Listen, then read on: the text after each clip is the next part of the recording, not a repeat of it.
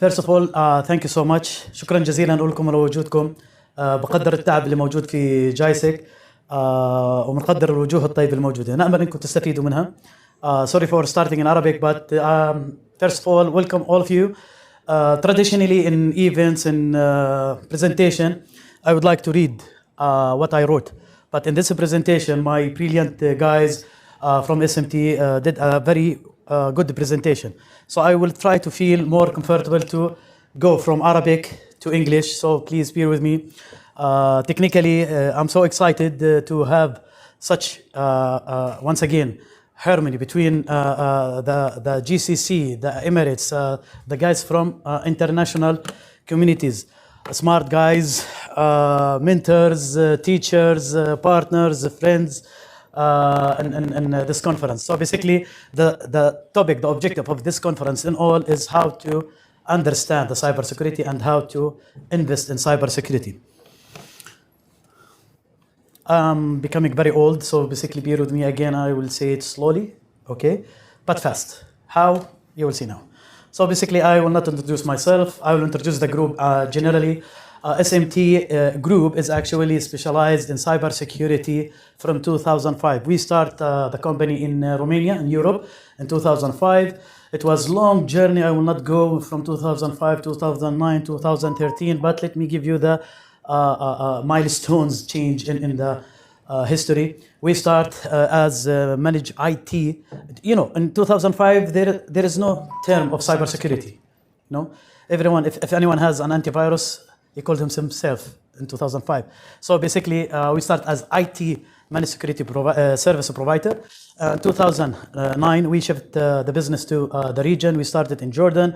In 2019, we opened GCC market. Our company, our group is include 6 companies starting from training. SMT Academy is actually the pawn of our group. We have SMT services which provide the consultation services. We have CFC, Cyber Fusion Center, which is the new generation of security operation centers. We have Total Quality Management, which is the company, they audit the policy and the procedure. Also, we have Ciprani, we have Serotonin. We also invest in other fields, not just cybersecurity, also the IT. But we focus now on the companies that technically have, let's say, the cybersecurity in the region. So basically, after 13 years working in the region, we have more than 5,000 customers. But we don't like to say that they are customers, they are our partner on success in different industries. So our landscape and let's say the horizontal category from all categories, market, financial market, the government, oil and gas.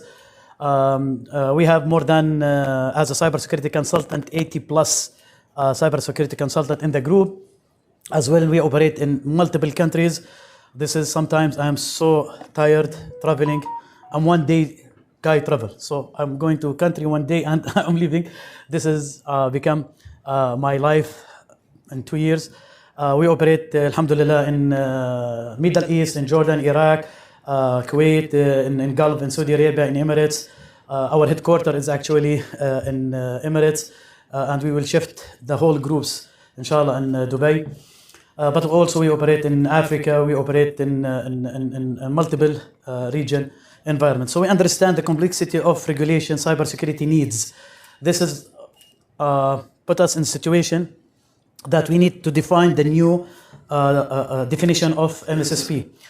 We are not the traditional MSSP. We are not the ones who will just provide you with the services and you pay for the services. We are the partner. We are the consultant. We are the service provider, the auditor, the forensic guys. We are the one who will offer you the full cybersecurity wheel in all aspects. Also, one of the major challenge, and this is the point become a strategy for us in the 5 years, is to define the right technology and the right partnership with the vendors. So as MSSP, we don't rely on vendors. I know most of the vendors that they are also my friends. They like to, me not to mention that we go very aggressive when we select the vendor because we need to understand the customer need. Because Once again, the technology has become public. We have a lot of network security vendors. We have a lot of threat intel providers. We have a lot of SOC providers. So we do two things in the last couple of years. First of all, we understand the customer culture. We do something called risk quantification management. It's built in cybersecurity risk management. We understand the budget. We understand the finance. We understand the need of this technology or that. And after a while, we build a good library and a good database for that. So we build our own product, Cyber Fusion Center, and I will explain later, is actually mix of these services and consultation. And I will share with you also later the plan for the three years that we will have. So basically, we are not traditional MSSP. We are partner with the customer. We cut the cost of the customer. We operate. We teach. We build many SOCs for the government in the region. I have a lot of success story I will share also with you in telecom companies, oil and gas companies, once again in banks.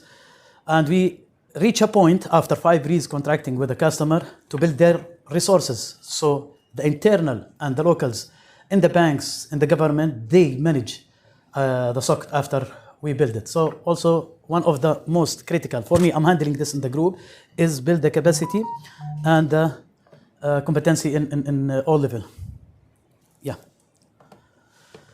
Next level.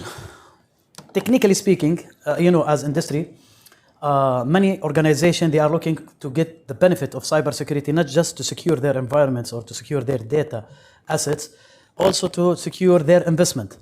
As you know, the vendors, they have a huge complexity. Each vendor we deal with, they see their technology or their product is number one. So technically, maybe you will deal with one vendor, they have the biggest name and the best technology, but will not fit in my infrastructure. What we do, actually, we build a strategy to invest in both ways. So we buy the vendor's technology, we use it in our SOC, we use it as our development team, our consultation, we evaluate it, then we start marketing for our market. So basically, SMT now, from 2010 in the region till now, we build a market from people we trained, the company we did a consultation, the company we give them certification, the company that we offer them cybersecurity services. So we test the product of the vendor. And believe it or not, we had many success stories from small vendors. They have excellent benefit for the customer if you compare it with big names. So to understand exactly what our next level is, actually unified the services and the technology, whatever the vendor is, and to offer for our customer. And to do that, the cybersecurity, IT in general, it's rigid industry. The cybersecurity, it's a little bit tough to present it. If you see in JISEC, a lot of good booth there, but they have the same screen, the same red screen, the same white screen, the same buttons, the same dashboard. And everyone say, my red button is better than that red button. So basically, we ask our marketing team, how we can avoid this? So our marketing team come with a good idea is, why not to centralize this technology and services and give them character, give them persona. So we studied our service catalog. We have actually 37 service catalog, include product, services, training, blah, blah, blah. But technically, in business-wise, we have a huge portfolio of services. But we centralize in 7 characters. We centralize in core, we centralize in Titan, we centralize in Pact, we centralize it and put some services in Fast, Tayad, and of course, we needed to, by using an AI, exactly as next generation technology. It's a challenge. It's kind of mix between how we can do this kind of business, to invest in this business, but in the same time, how we can develop in the right way.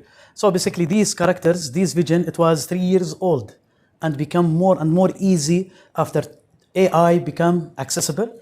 AI as a technology become more and more documented and defined. And for us as a cybersecurity MSSP, the next level is how we can benefit from our relation from vendors, take all these data and connect it to the idea of using AI. And in this term, our core, let's say, character is IO, which is the intelligence pod or intelligence orbit, which is the AI that will connect all of these technology together. I will go just very fast. I don't like the, I like actually the sales talks, but after 3 hours with the Jacek sitting in the booth, I'm feeling so tired. I'm trying just to, yes.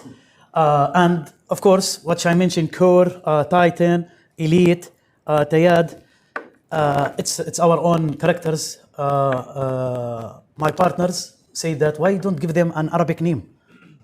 Why always we have to use the elite, the acronyms, this stuff?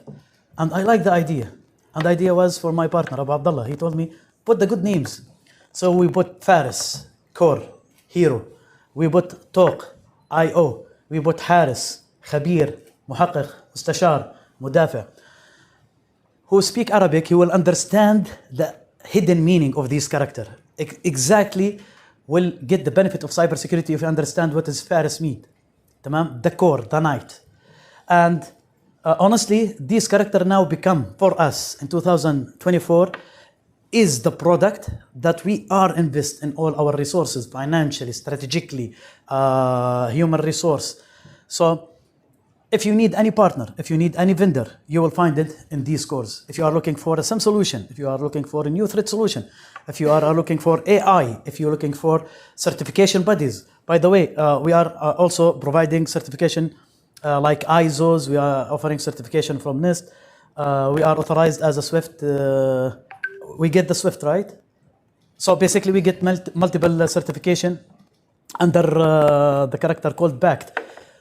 So basically this was the idea of generating these clients, and now it's become for us more clear how we can benefit of this strategy. This is now the idea of the next level of cybersecurity in the region.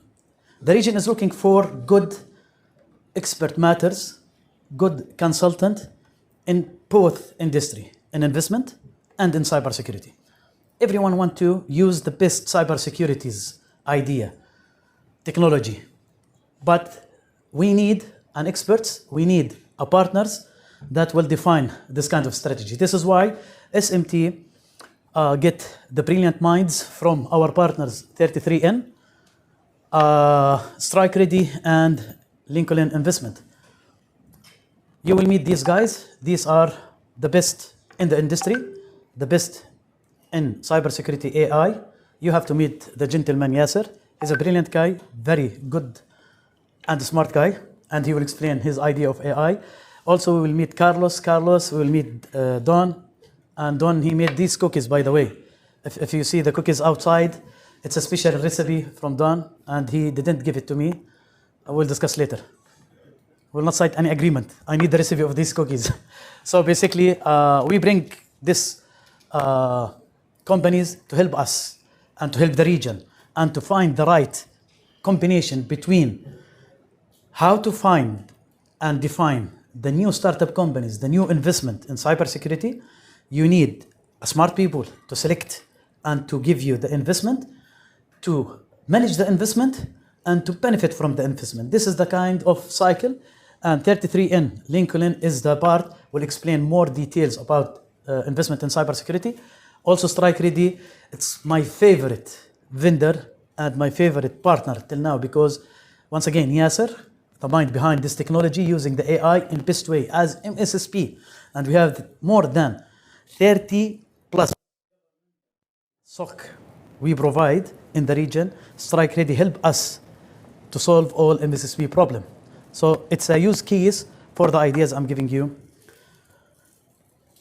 Basically, we will announce, and we announce that we will have a partnership once again with the 33N, the brilliant guys, Carlos and Carlos. We have two Carlos, by the way. And by the way, they are from Portugal. And they know Cristiano Ronaldo. One of them fan of Cristiano Ronaldo, one of them is not fan of Cristiano Ronaldo. You have to see. So basically, we sign a partnership with 33N. This partnership is focusing how we can develop this kind of business in the region. We had a lot of discussion. We found out that Emirates and the rules in Emirates, especially in Dubai, will help us to expand and to have a success story in the region with 33N. As a VC, they will explain this better than me for sure, but we trust that both combination, the smart guys and the right environment of investment will do a great job in this year. And as a group, we have many ideas we will share later on, but they told me not to speak too much. Sorry, I'm speaking too much. This is when you instructor in cybersecurity, you have to speak too much. The conclusion, thank you so much again to be here. We will hear a lot of good ideas and will understand the concept of investing in cybersecurity, understand the value. By the way, investing in cybersecurity doesn't mean financial, money. Investing in cybersecurity mean, okay, money, first of all. 2, relationship. 3, strategical. We need to get access to new technology, to be the first one using this technology. So I think 33N, Lincoln, Strike Ready also as an excellent platform will be a good start in Dubai. And once again, thank you so much. وآسفين جدا على الإطالة ويعطيكم ألف عافية. Thank you so much.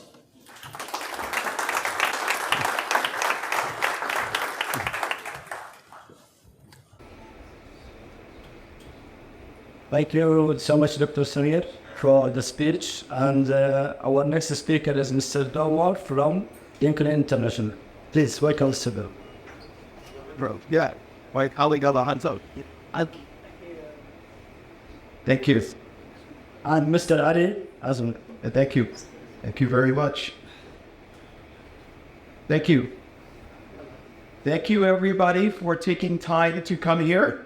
I know there was some concern with the flood, but as is typical, Dubai fixes things very quickly. UAE is very efficient, so you can't tell there was any flood. But I don't know if you know this, but GSEC has over 20,000 attendees from 130 different countries. So it's really an honor to be here. And why are we here, right? We're here because cybersecurity is a global problem. We all know that. I don't know if you saw, but in the Kingdom of Jordan, for example, they recently passed an anti-cybercrime bill because the number of cybercrimes in the Kingdom of Jordan is up 6 times just in the last few years.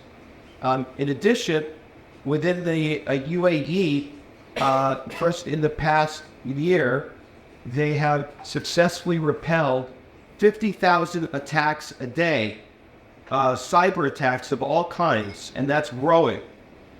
So it's a huge problem, and it's the same problem that we face everywhere in the United States. And in fact, not only the problems are similar, but the malware, the attacks are similar. The attacks that affect you here in the GCC are the same attacks, the same cyber criminals, the same malware. It knows no boundaries, and an international problem that requires international cooperation and a global solution. According to the research organization Frost & Sullivan, spending in the GCC on cybersecurity is going to approach $30 billion US by 2030. So it's a global problem, and so that's why we're so excited to be here. I've covered cyber as a banker for 20 years, and I want to quickly introduce my partner Alejandro. We work closely together. I'm like Batman, he's like Robin, and he'll give an introduction on LinkedIn and what LinkedIn is about. You haven't heard of us, but you'll hear more about us hopefully in the near future. Thank you, everyone. Because I guess the most important thing is that I'm actually Argentine and I'm a fan of Messi. I need that. I got it here.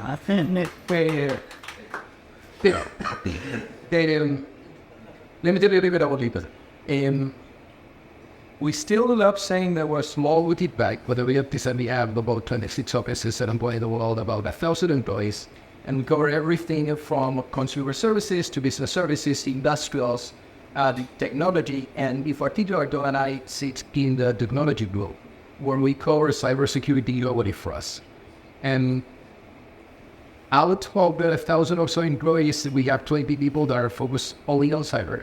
And we've done transactions in this space that range from anywhere, from managed services to deep technology, endpoint technology, OT technology. In a nutshell, what we are proud of is that we like having long-term partnerships with our clients, thinking about what they need to pay attention to for their future and what's coming, and not necessarily just focus on what's going to happen the next day. Yeah, so what exactly do we do? So we help companies meet investors in cybersecurity. So if you have a growing company that either serves the Middle East or wants to grow, we help you find a investor or we help you find an acquirer. And only in the past 3 years, we've had essentially 20 transactions all around the world, in Europe, in the Middle East, in the US, helping various companies find investors and buyers. So if you're interested in learning more about cyber, or if you're an entrepreneur, if you are seeking investment or would like a relationship with a buyer, we can help you, and we do more cyber deals than any other investment bank. So go to the next slide. As a firm, by the way, we don't only cover cyber, we cover multiple industries, although we're focused here on cyber, and Ali and I spend all our time in cyber. I'll cover this very quickly, and we have the slides, but in the Middle East, there is a tremendous amount of M&A activity, companies acquiring other companies. By the way, not just Middle East by Middle East, but non-Middle East, like Japan buying Middle Eastern companies. And there's a significant amount of investment. These are all recent cybersecurity investments and acquisitions. And in fact, just last year, technology investment in the Middle East was $24 billion US, and mergers and acquisitions of companies is $23 billion. And it's driven by three main areas that Ali can talk about that drive that investment in Middle Eastern cybersecurity. Yeah, the reason why we're excited about the market is that as we spend a lot of our time covering cybersecurity, AI, and quantum mode. And the reason why we're excited is that as we think about the market, the Middle East is still going through a need of transformation, which effectively changes the surface for a large part of the economy. And it's catching up with the rest of the world fairly quickly. But that, from a technical perspective, expands the surface that you have from an attacker's perspective. And then what happens is that the attacker is very much sophisticated today. So you end up having situations where pairing those trends with the current investments and the focus of the region, you end up having more attention to surface management, OT, ICS, critical technologies are critical to the area that also at the same time need consulting and managed security services to be able to deploy those solutions and manage them. If we go to the next page, there's a summary of what we just discussed. The reality is that from both the political and financial side, every breach or attack has the same implications. And the attackers, given how that business works, use the same tools across the world. The media pieces catch up fast, both in terms of digitalization and the security procedures or solutions that you can apply to the industries that up here. Now, and I'll need to say, so good news, bad news, good news. The good news is Middle Eastern digital economic growth is the fastest in the world. In addition, AI market spend is generating tremendous value, transforming the Middle East. Whenever something happens in the technology world, it drives exposure to gaps. The bad people see the change in technology, they take advantage.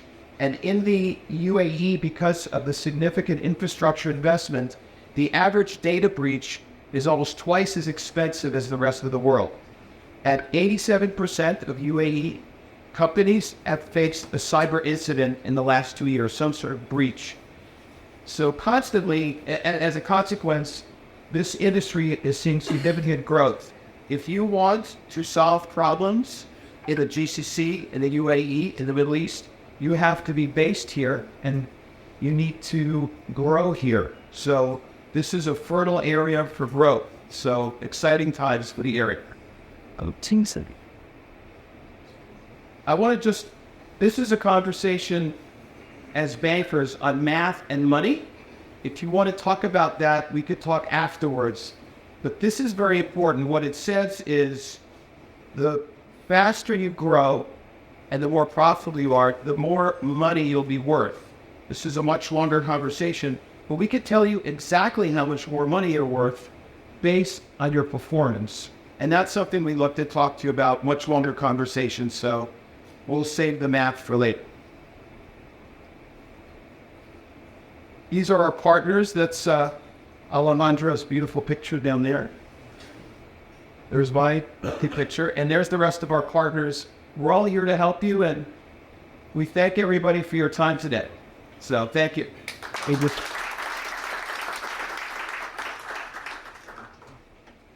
Thank you very much. Thank you.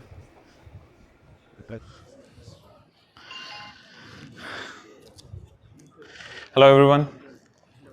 Thanks for being here. It's a privilege to speak in front of the audience today. Every time, there has been, I started to visit Dubai recently and UAE recently, and every time I'm here, JISEC, this is my first JISEC that I'm attending, overwhelmed with everything that is happening over here. Today's desk keynote speaking also, all the innovation that is happening in the region, that's amazing. Thank you all for taking some time from your busy schedule for being here. So we'll talk about something about less about Strike Ready, but more about what we have learned when we are interacting with all the innovation and everything that is happening today in the world of AI, right? How the challenges that it is posing for defenders like us. So we'll talk about something like that. But before we do that, just wanted to give a brief introduction about myself. My name is Yasir Khalid. I'm the CEO and founder of Strike Ready. So I started my career in cybersecurity in itself. It's been 15-16 years of learning in cybersecurity. I founded Strike Ready in 2019, but Strike Ready was all the learnings and everything that we did at Strike Ready came from FireEye. So FireEye was a very unique company, was a huge success when it comes to detecting advanced threats back in the day. So I spent 10 years at FireEye architecting their detection technology, right? When the threats and everything was evolving, and all these APT threat actors, nation state actors, and everything was becoming active. That's when FireEye got formed. And I worked on email security, network security, endpoint, intelligence, all of those things. So it was a very unique experience. And with that, we started to form a thesis, right? What can we do as practitioners working in cybersecurity for the evolving threats? What's next? What's coming in 5 next years? But before I did, I started to work at Blue Hexagon. It was one of our leading vendors in the deep learning space. So my first foray with AI came in when I was working with Blue Hexagon, exceptionally talented team, and that is where I started to realize what the power of AI or deep learning could be. So we started to work with that, and then merged it along with the idea of cybersecurity as a core and started to realize what could it do for the future. So whenever we think about AI, right, one thing that comes to my mind is this saying, right? So I'm not sure how many of you are in the Hollywood movies or something, but there's a famous line from Spider-Man movie Spider-Man that says, "With great power comes great responsibility." So I don't think so. There's no better way of articulating what AI could hold, right? So it's hugely powerful, but has to be very, very responsible in handling that. Because if you look at it, right, at the end of the day, it's a double-edged sword. In the hands of cybersecurity practitioners, defenders like us, it's very powerful. New paradigm into detecting threat detection, giving responses, enhancing your analytic skill sets, predicting the future threats, all those kind of things. But at the hands of bad guys or threat actors, it's equally powerful, right? They can do amazing job in changing the dynamics, bypassing, and then bringing harm to the organizations of any sizes, right? So the scale at which threat actor can operate with leveraging AI totally changes the game of it. So it's a double-edged sword, right? That's what we started to see more. And just to give a idea of like the power of AI, but in the positive hands, like in the good hands, in the hands of so the possibilities that we started to see from moving away from traditional hands-on rules writing like technologies. With AI, your detection and response totally changes, like dynamics changes. You can predict threats. You can do all of like amazing things that you can do, right? Like with all the data that you have now, you can build models, all those things. Your vulnerability management, your validation, all of this starts to look like amazing. But like equally difficult is the challenges that it has started to pose.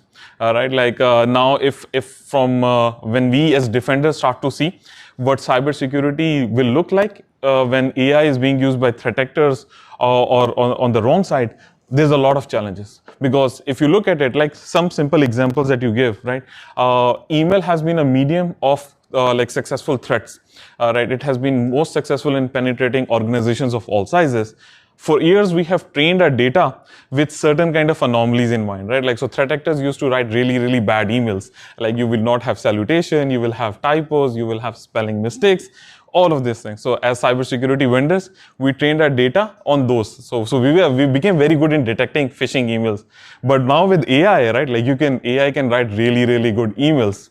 No more spelling mistakes, no more typos. They are culturally aware because of their data. If they want to write, like it's multimodal, right? Like if you want to write an email that is crafted towards somebody in the Middle East, they know how to start their email from, like what are the salutations, how is the designations handled.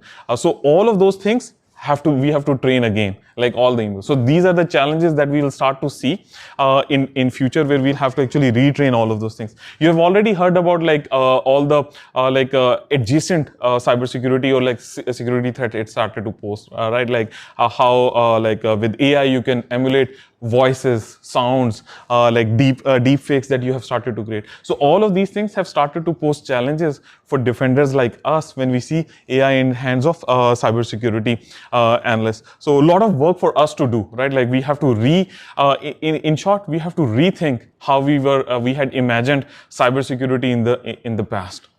So it's just not like from defenders' perspective, right? Like cybersecurity is a very, very critical aspect in any business continuity, right? Like so the room margin of error in cybersecurity is also as low as that you see in medical terms, right? Like you cannot diagnose somebody wrongly.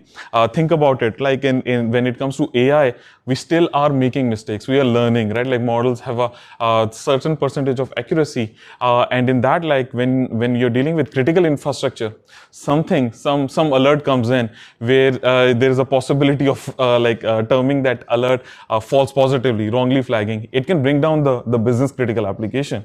So all of those issues of the dependability on AI is still there, and there are question marks, right? And because of that, you cannot innovate like a lot, right? There's all this. We have to really, really understand, peel the onion, and really understand what could be, how can we explain what AI is actually generating, and what the things are that are not helping us. Again, AI in the hands of threat actors, they can poison the models or data models, right? Like they are all ingesting data. AI is all about training on the data. And if the data is bad, if the data is like manipulated, then your training and those kind of things will not be good. So those are all the challenges that we are right now facing when we are talking about dependability on the AI part of it. So some of the other aspects that has not helped cybersecurity in the wider adoption is in itself, right? Like ethical reasons, right? Like on the data privacy reasons. AI is AI can only be successful with data, right? And it requires large amount of data, which means like data handling, your data at the hand of the vendor, data at the hand of people who are handling your data. You have to build a trust.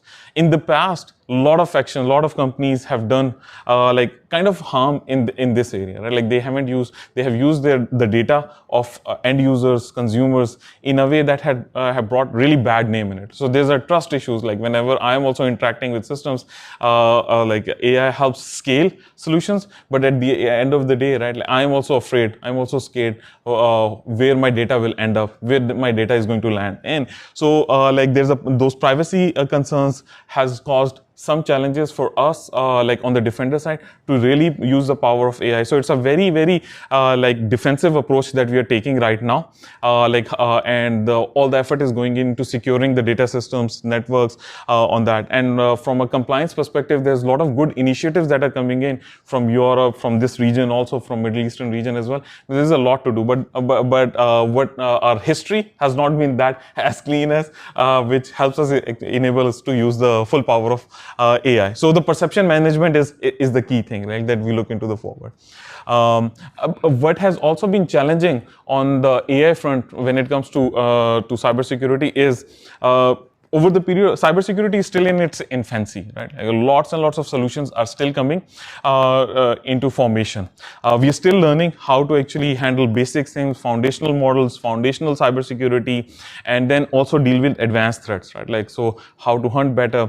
And in that, like over the period of time, lots and lots of investment has gone into cybersecurity, which has led to many, many tools. Like, so cybersecurity has around by some estimates, there are around 3,500 vendors in cybersecurity space.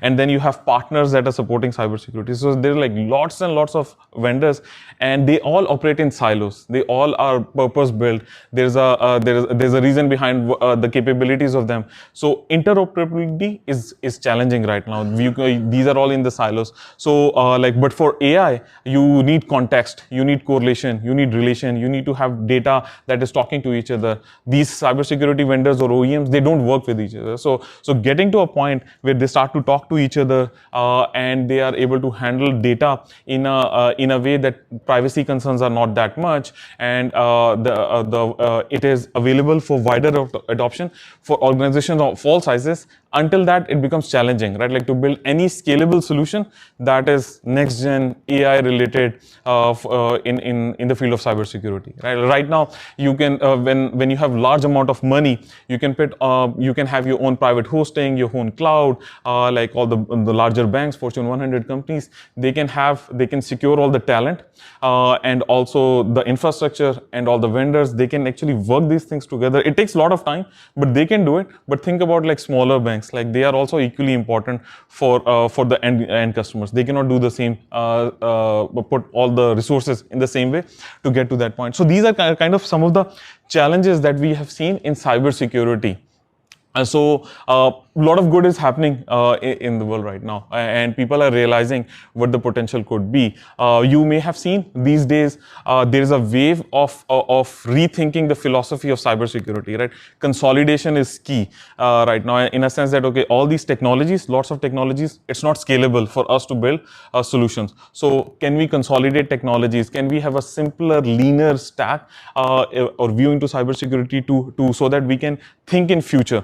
Like how to deal with all of these AI challenges. And StrikeReady is a small part of that whole journey, and we are also taking steps, right? Like in that sense, we started in 2019 in charting our journey towards this future, where we started to build AI native cybersecurity solution because of our background, because of our expertise, and there were a couple of fundamentals that we started to think. And it is not just related to StrikeReady. It is the industry is realizing that these are kind of the fundamental principles of any cybersecurity solution, in that sense that we have to stop the debate of AI replacing humans versus augmenting. So we also started with a philosophy that at the end of the day, we have to power humans at all levels. So when we architected cybersecurity solution for StrikeReady, we had that principle of like human intelligence augmentation rather than replacement. There was another thing was you cannot do it alone, right? Like a lot of organizations were trying to take steps where they build all these infrastructure or really cool ideas or playbooks or workflows or cybersecurity solutions, but they were helping only themselves. That is not scalable, right? Like as a community, threat actors operate in groups. Right, like they collaborate with each other, they are reusing things. We on the defender side are not doing it. So it has to be a collaborative defense, and we will have to take all the steps to protect the privacy of the data. But at the end of the day, the learnings and everything has to be linked. So as soon as one bank or one government entity in that sense like start to see a new threat activity coming in from a certain threat actors, it has to be notified to everyone in the region, right? Like there is some new activity, there is some new vulnerability. So it has to be a kind of a collaborative defense that we have stood together, and that is what the approach that StrikeReady started to take, right? At the end of the day, you have to simplify this. Today, all these solutions, they take a lot of time, so we started to simplify such that integrating with different silo technologies, it becomes easy, and it does not require entities or organizations to build the security solutions rather than use the security solution that they're buying. So those are the kind of some of the things that we started to do. But like in doing all of that, right, we realized that there were some challenges how to educate the market. We don't have enough skilled people, so we started to come up with the concept of a virtual assistant. So it was StrikeReady back in 2020 who came up with the first virtual assistant in the cybersecurity space. We augmented that with a platform. Gartner wrote about us, and to make it a little bit more human, little bit more adoptable and accessible, we gave her the name of Kara, Cyber Awareness and Response Analyst. So Kara became your digital assistant in solving that. So the next slide actually just gives an overview of how it all kind of starts to look together, like in a very simplified way, like how it can, like you have all your security stack, where you have your network security, email security, endpoint, your SIM, like all your identities and everything that actually goes to one very intelligent, adaptable security platform, where you don't have to actually make all the effort into integrating the technologies. The vendor actually take the onus of integrating all these technologies. It starts to actually generate all the insights related to your threats, your vulnerabilities, your assets, your critical asset, who this system belongs to, if they get impacted, what will happen, all of those kind of things. And from a single platform, they are able to take all their actions also. If they want to remediate something, they want to block something, all of those things happen through a single platform. So it's a simplification layer where from a single pane of glass, you don't have to actually educate lots and lots of workspace on lots and lots of different technologies, like 3,500 technologies. On average, every organization is putting together 40 to 70 technologies, right? Like in-house. So you simplify all that, right? Like bring people, train on one scalable system, and they're able to actually do all of those things on their own. And it is powered by intelligence, that is community-based sharing, all of the collective sharing of the knowledge that is happening in the region, in the government entities, in the business entities, in the financial sector. So leveraging threat models. So that we have been doing so far, and it has led to quite a lot of success. We have a global customer base. Good thing is they have trust in us, where we have taken steps in ensuring your data is safeguarded, and when we are actually sharing the data also, there's metadata driven. So we have taken steps, and we are working with a lot of industry partners to educate them what we have been doing since 2019. But this has been kind of for a journey so far, where we saw the challenges and we started to see, okay, how can we adapt and we can play our part based on the years of experience in cybersecurity. Thank you so much. Yeah, that is all that I had today.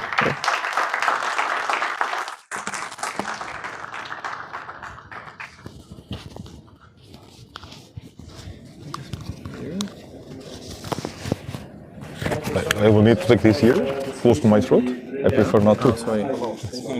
Keep it here. It's better. Okay. Oh, yeah, I'll turn it on. Thank you. That's very good. So, Salam alaikum. Good afternoon. I hope I spelled it correctly. I hope also you are enjoying the session, the afternoon. We are here together, so myself and my partner, Carlos Alberto Silva, we are both founding partners of 33 Ventures, to present you what we have been doing in cybersecurity during the last years. Also, I wanted to say that we are enjoying a lot being here in UAE, participating in GISEC. It's quite amazing to see how vibrant the ecosystem, cybersecurity ecosystem is. And we are not expecting anything else, but we are surprised how things are really moving. I hope also that by now you all have a clear perspective of how cybersecurity is mission critical, how a player like SMT is trying to be at the forefront of technology adoption to serve the most demanding customers across the region. How the cybersecurity market has been evolving, it has been growing at a very significant pace, and is forecasted to continue to grow at that significant pace. For you to have an idea, when we started investing in cybersecurity, the full market was worth 40, 50 billion. Now it's at 200 billion, and some say that in a few years we are talking about a trillion market, right? On the other side, we have cybercrime, right now worthing 6 trillion. So there's a big gap between the 6 trillion of cybercrime and 200 million being spent in cybersecurity. And this leads to very interesting opportunities to safeguard our organizations, institutions, governments, countries, but also very interesting investment opportunities. So that's the story we are hopefully able to share with you today. So we were kind of pioneers in investing in this space in Europe. We started actually more than 10 years ago. I lost the count already. But the ecosystem was quite incipient at that time. There were not very sophisticated players around, still very fragmented in the way those players were acting across Europe, mostly players just playing in one country, not multiple countries, not multinational players. And we noticed that there was an opportunity for building a big cybersecurity services player with very sophisticated capabilities that could serve the most demanding customers. So that's what we started by doing. And we've created one of the most significant and sizable cybersecurity services players in the region that we sold in 2022 to the big defense contractor Thales. This was quite unique because Europe, it's not a market. It's a set of 30 markets, each one with their own concerns, with their own strategy, of course, interests, and so on. So doing this in such a fragmented region took a lot of learnings, a lot of things that we need to test, integration, and so on. But at the end, it also resulted in a very comprehensive network in such an ecosystem. And basically, our network was basically covering all the countries in Europe, every single country in Europe, on the services side. We ended up being pioneers also in terms of joining the most sophisticated players. So we were the first investors at the European Cybersecurity Group. We founded the European Cybersecurity Organization. We were one of the founding entities. We are shares of the European Cybersecurity Organization since then, and we have been contributing to developing further the European ecosystem, being it on the spending, but also on the investment. Close to organizations like the European the European Investment Fund, and also the European Commission. So, leveraging on that network, we realized we could also be investing in interesting tech companies, software companies. And that's what we've done across the globe. So covering not only the full European market, but also US and basically globally. We've invested from New Zealand to US West Coast. And we were lucky enough to count with 3 unicorns in the portfolio at the end. So Arctic Wolf, that we invested quite at the beginning. The company was barely above 5 million in recurrent revenues. Today should be 100 times bigger. Carlos is a board member. I'm a board observer. And we are also very proud of having the founder in our strategic committee, as we will see it later. Fitzai, it's one of the few unicorns in Europe in this space, banking fraud and cybersecurity. And OutSystems, whose last round was done at almost 10 billion in valuation. These are not the ones just that we are proud of, because there are many names of very interesting companies we have invested, covering several segments. And this led to very interesting returns. So 6 years after we started investing, just on the software side, we already had returned 1.5 times all the cash invested. Returns, the global returns were already above the 4 times. And that led us to the next step. So we started this inside a big conglomerate, and then we were challenged to create an independent fund, 33N, that we did in 2022. And so now we are keeping investing in companies that we see can be leaders, global leaders in their segment. So we are not investing in the best company in a certain country or in a certain region. The companies we invest in are companies that are poised to be among the top 3 in their segment globally, as we have been doing in the past.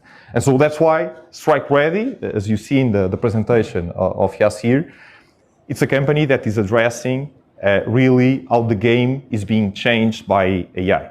Not just AI, how is it used by attackers to be more efficient, to make their attacks more profitable, but especially how can we use AI in our benefit to better defend our organizations.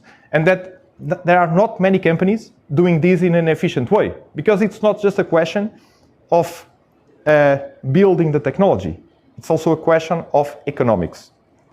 How to use AI in an efficient way so that the cost of defending ourselves keeps being reasonable, right? And that's the thing that we really see Strike Ready is quite strong on. Carlos. Good afternoon, everyone.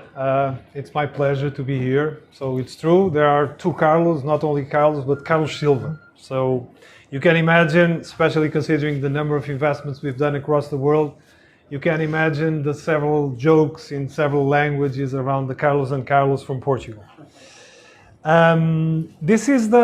So our business is a lot around, and Carlos went through this, right? It's a lot around, identifying structural problems that need a solution, and then going after the companies that are building the platform or the software to solve that problem, right? And for that, you need a set of skills, right? It's like a business activity. Our business is like leveraging not only the investment track record that we built along the years, but actually all the operational background. So Carlos mentioned, we built a cybersecurity services provider from scratch. So we were within the operations. And we were also technical experts in our fields. In our case, we were in telecoms, but telecoms has a lot of adjacencies with cybersecurity. And this more than 20 years experience along the technical side, the operational side, integrating companies, managing companies, putting the right management teams in place, led us to here, right? So this is the team, and this is not a first-time team. This is the team that we built along the last more than 10 years investing in cybersecurity globally. And this is a team that, of course, besides the partners, the 2 Carlos that you see here, they have a mix of backgrounds in terms of financial expertise, technical expertise, and helping companies to go from almost zero to pre-IPO companies. So this is the team, right? And this core team, you can argue that, so the core is based out of Portugal, but when we say Portugal, Portugal is a very small country in Europe, right? And it's on the top, in the western top in Europe. But our being small, actually, along the history, has played in our favor. So it made us leave the country and look for other solutions and other alternatives, right? For the last hundreds of years. And we do it on the investment side, right? So the Portuguese market is, of course, very small. And what we try to do is to invest in companies where that, of course, solve fundamental problems, but that we are in a position to help. And our value proposition, Carlos mentioned it, has been built along these years quite organically, helping these companies to grow in Europe or in Middle East. So where we have relationships with entities like SMT that see value in the companies we invest in, and at the same time the market is asking for the emerging solutions that they bring to the market. So besides the core team, and this is we have venture partners internationally to help us to complement our capacity along the entire life cycle of the investments. But we also have, and we are particularly proud of this, what we call a strategic committee. So we did a transition from a corporate venture that we've created from scratch. We did a transition into 33N Ventures. And in that transition, what happened was the entire team joined, but also the founders of the companies we have invested in the past, they also joined. And here you have, so I'll not mention all the names, but Brian Smith is just the founder of a company called Arctic Wolf. Today is one of the most attractive pre-IPO companies in the US. So waiting to do an IPO when the time comes. And Brian is not only a good friend, but he's also an investor in part of our strategic committee. Just highlighting Nuno Sebastião. So Fidzai is another unicorn in Europe. They were pioneers using AI actually to detect fraud for large banks. And today is also one of our, we've invested in that company before they became a unicorn. And today is part of our strategic committee. How do you use this strategic committee? This is very important because it plays several roles here. On one side, so whenever we have an opportunity and at an advanced stage, like Strike Ready, for example, is a good example actually, we took this opportunity to this strategic committee. And we present the opportunity and we present the rationale. Why are we investing in this company? Why did we select this space? And then we hear them, right? And you can imagine the value of people with this sort of track record, the feedback that they bring to us. And in the particular case of Strike Ready, it was actually very interesting because Brian wanted to put a ticket in Strike Ready. And that is a huge validation point for us, right? But it's not only that, it's also for the company itself. So when we take these people to a demo with us, looking at a certain company, they look at people that inspire them, right? So it also plays in our favor because it's an additional point for us to be able to make the investment. So, and here what we have is what we call our extended team. So it's our expert advisory board. And this is not, so we have more than 40 people. This is not exhaustive, but this is the work of more than 10 years operating globally, right? So you see people from pretty much all the places, coming from all the places, covering several expertise areas, even within cybersecurity, but we have artificial intelligence, for example, that I just mentioned.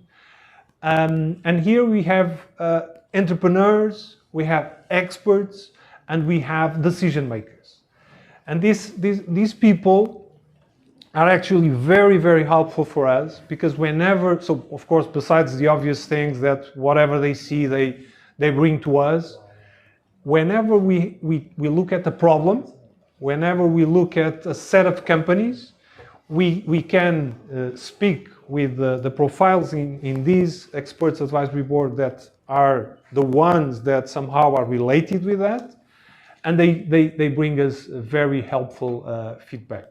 And it plays both ways, right? Because at the same time, they have a lot of visibility of the activity we do. And of course, it covers a lot of emerging areas and it's always interesting for these profiles.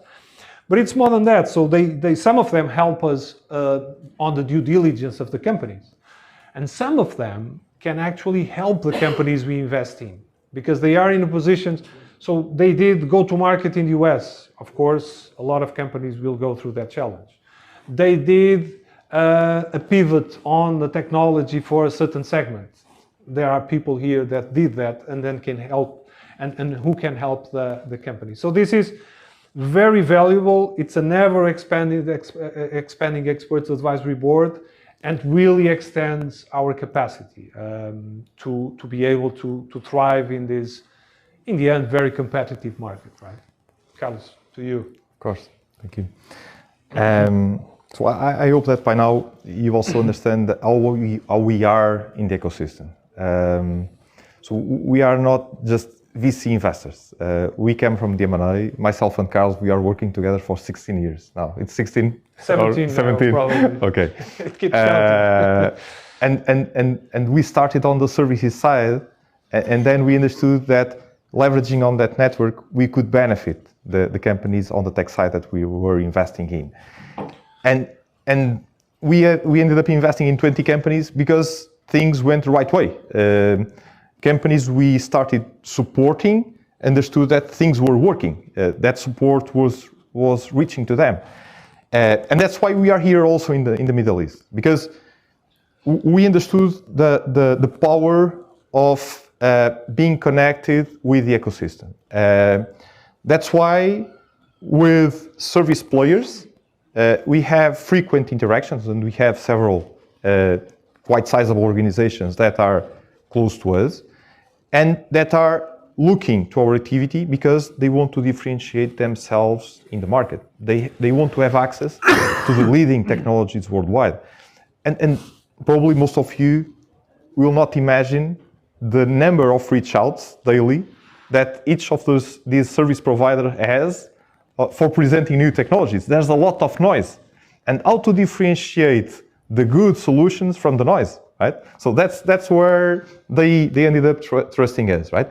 And so several groups that we interact with quite frequently at different levels. And that's what we are also building here in the Middle East, to have that perspective of what's happening on the ground, what these service providers are seeing in each of the countries, what are the challenges that they are going through and that their customers are going through. Because cybersecurity is not just a promise of something that will be down on the road. Most groups are feeling the impacts daily. They have a problem that they need to solve, being it a financial problem from the attacks, being it even a spending problem, because they are needing to spend more and more on cybersecurity. And that's where comes the second group. We need to understand in each vertical which are the pains, which are the challenges. Because the top vendors, of course, they are there, they are making an effort to keep evolving their offering, but the attackants are always trying to find the non-covered spaces. That's where the innovation in terms of attacks it's happening, and that's the opportunity for the emerging cybersecurity companies, right? And so that's very important for us to cover all these segments, and that's what we are also trying to do within our CISO circle community, covering not only the several regions, but also all the verticals. And you could be amazed when we try to segment all the verticals, the quantity of verticals that exist. And then, of course, the big vendors. If we are investors, we need to understand what are the potential exit routes for those investments, right? But big vendors are also interested in understanding what could be the very interesting company that fits my strategy, right? And that's why we are quite close to a lot more than we have here, but it's just to transmit you how we fit with the ecosystem. That's another important thing in the way we work. So and we'll cover that also in the next slide. But we are not the investor that is waiting for a company to reach out to us to understand if it's an interesting company or not. We are working beforehand with all these insights, identifying the segments that will make a difference in the future. Which are those segments? And then we try to map all the companies in the world on those segments and try to invest in the best ones. The best ones having the very good technology, but also representing a very good investment opportunity, right? So that's how we act. And of course, this also generates information that is important for these players.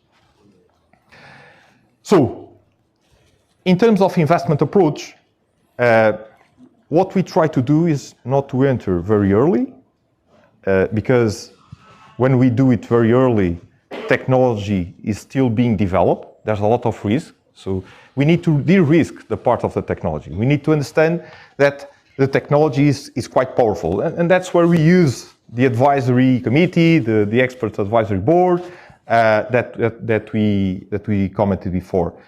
But if we go too late, then returns are also impacted, because it's then for getting it 3 times, 4 times on the investment, it will be much harder. So our sweet spot for investment, as we see it, and given our approach, is on A/B rounds. That's what we have done in the past, resulted, and that's the formula we are applying also for the future. So what we need to see: strong technology, a team that is a good team, but more important than that will be able to attract good talent for the next steps. Because if they want to become global leaders, they will need to attract very, very interesting people going forward. And of course, a segment that has the scale, that has the potential for them to grow and to become something meaningful. So we invest tickets between 4 and 12 million per company, starting tickets, and then we can follow on. It's a 150 million fund, so we are expecting to invest in 12, 14, 15 companies. Globally, so no restrictions on the geographies we invest. Of course, by statistics, then the main markets end up, we expect them to attract most of our investments. Carlos, back to you. Okay, so here, those are the final slides, okay, so very last. So here is to give you an idea on the positioning, because this is a question that a lot of people ask us. And the question is, how do you compete? How come 2 Portuguese guys compete in a global floor? Because this is a global opportunity, right? And here the secret is to be unique, in a sense, right? And first and foremost, we see ourselves as specialized investors. And there's a lot of value on being specialized. On one side, being specialized means you are able, or you know how to identify the interesting spaces, the emerging spaces, and there's a lot of value on that in itself. But then the other way around, companies in cybersecurity, all of them, if you ask, you can ask anyone, and all of them, at some point, they want to have a specialized investor in the cap table. Why? Because of the expertise, because of the networking, because of the experience they had with other companies that went through the exact same challenges. So we see ourselves as specialized. And then when we look at the several markets, we look at the US, we look into Europe, and in the US, it's quite clear. So they have the biggest market in the world. They have specialized investors that go from pre-seed up to pre-IPO. And they have a playbook, right? And the playbook is, let's help you to find the right product and then to outcompete the remaining players there, and of course scale as fast as you can. It's a very advanced market. It's also a very competitive market, and the players in itself, they have similar value propositions. In Europe, is a little bit different. In Europe, Carlos mentioned this, it's not a single market. It's EU 27 by definition, 27 markets, and then you have UK and other markets. And what happens there is, when we started this 10 years ago, more than 10 years ago, was not a very advanced market. Today, Europe represents 1/3 of the worldwide spending, and it's growing faster than the US. But still, when we look at the VC investment, the weight of European investment is around 12%, 13%, compared to 30% of the spending. So there's a huge gap in terms of the investment, and that gap doesn't happen on the seed stage. So we see in the several European countries, we see several investors, local, and helping companies on that stage, but then there's a big miss on the next step. On Series A, B onwards, no one, apart from us, is helping these companies to expand across Europe. And typically the playbook in Europe is, let's go to the US. And also a lot of times they miss, they spend a lot of money, they miss, and the best companies don't even reach the platform stage. They don't reach the IPO stage. They are acquired. The best ones are acquired by the big platforms in the US. And this is, of course, there's a lot of value left on the table for the European investors, right? And that's a little bit how we are seeing things in Europe. But we are also seeing these things happening in other markets. The Middle East market is a market that we see as booming in terms of needs, in terms of access to these emerging technologies. We all know that the startups, they do not elect even Europe, right? So they typically go straight to the US, and then they try to grow there, and only afterwards they try to see the other regions. So Strike Ready is a bit the exception, and we want to have more exceptions like this, because good news is the need is there, we can help, and it's not as crowded as the US market. So this is a little bit our position. So we don't see ourselves competing with anyone, actually.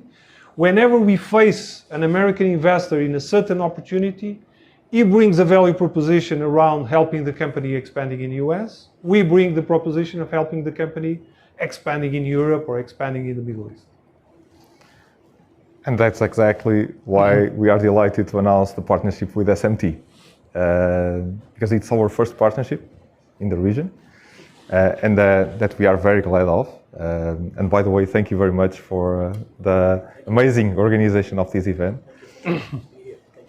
Thank you also to Link and Don and Ale for joining us in this session. I think it's very good to have the perspective of the market, of the investment market. Thank you very much, and thank you, Yassir, of also bringing the perspective of how you are applying AI to better defend organizations. Back to the partnership with SMT. So to partner with a service player, we need to understand that service player really wants to be in the forefront of the most advanced services. Because if it doesn't have this vision, it's not for us, right? It's not so helpful. So it was very good to understand that there is a strong fit, someone that really wants to understand what's happening in terms of the best technology, and at the same time has this significant coverage over the region across the several countries. As commented before, what we are seeing and also observing in several fronts, the Middle East is adopting at a very fast rate some of the most emerging technologies, being it on the cloud services, being it on AI, very significant implementation of AI projects. And that drags the need for securing data, securing access to those platforms, securing organizational knowledge, and also, of course, putting the defenses and to be able to detect if something happens. And so we feel that we will very soon, and potentially at a much faster rate, observe in the Middle East what we saw in Europe. Because when we entered, it was quite incipient. And Middle East is quite ahead right now. So it's a region that we need to cover and to which we need to expand our reach, and we hope to be helpful. As Carlos said, when we are dealing with a very emerging technology company, they typically focus on the US market, and it happened to us in Europe. But, it was quite hard to attract one of those companies to defend an European organization, because they were just focused there, all the sales team there, and that's where we played, right, together with our partners. So, look, this partner has an interesting project, maybe you should speak. And doors became open by that. And that's what we intend also to do here, to understand the priorities of the region, the priorities of the service providers, and work on that front. On the other side, of course, So we have a track record. It's totally audited. It's totally can be public to whoever has interest in checking it. And we have been delivering interesting returns. And we believe this is a market that is poised to keep delivering very good investment opportunities. And of course, we'll be much glad also to find partnerships in this front. And this is a bit it. Very glad to be here to start building the relationships, right? The relationships. Carlos. So last slide, as promised, right? Last slide. These are the key messages that we would like you to keep. So the first is cybersecurity is a fundamental trend. What does that mean? It means, like Don said, cybersecurity is a global challenge. So cybersecurity, because everyone is becoming more digitized, because for every single new technology that you insert in the market, there are dozens of new attack vectors, like AI. AI brings a lot of promise. How many potential attack vectors are out there, right? And then the cybercrime and the number of crimes, the sophistication of crimes are becoming more and more relevant, right? So February 24, we had the first over 1 billion impact cybercrime happening in the US, which is huge, right, if we think about it. The good thing is there's a lot of need for new technologies, new automations to solve those challenges. And there's a lot of value to be extracted for the different stakeholders. So SMT, of course, will have a lot of business. That's one clear thing. The other thing is investors that want to get exposure to this cybersecurity trend can also, by investing in a fund like ours or other, of course, they can be exposed to the potential of value creation that cybersecurity represents, right? Because if it is true that cybersecurity is a fundamental trend, it's also true that it's an overwhelming ecosystem. Dr. Samir said there's a lot of red buttons. They all look the same, right? So it's up to us as expert investors to try to find the right red button. So the company that has the right red button. And that, of course, represents a lot of work. But you have two options if you want to invest in cybersecurity. You either become an expert or you invest along an expert like 33M. And I would just finish by saying that the timing is also right for several reasons. Typically, whenever a big correction happens in the markets, as it was the case in 21 and 22,